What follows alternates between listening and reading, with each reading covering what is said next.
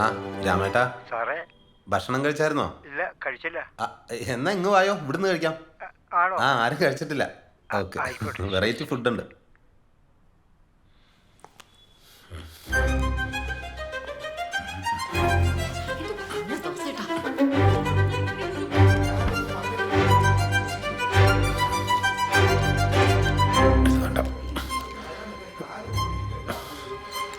ഫീലുടെ മതി, പെട്ടെന്ന് തീരും.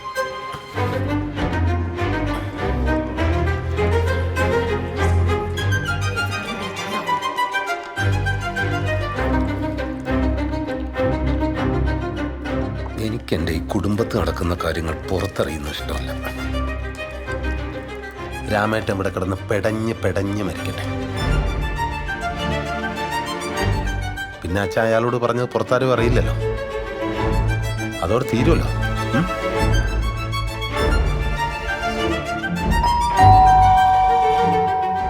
ഞാൻ അയാളടുത്തൊന്നും പറഞ്ഞിട്ടില്ല.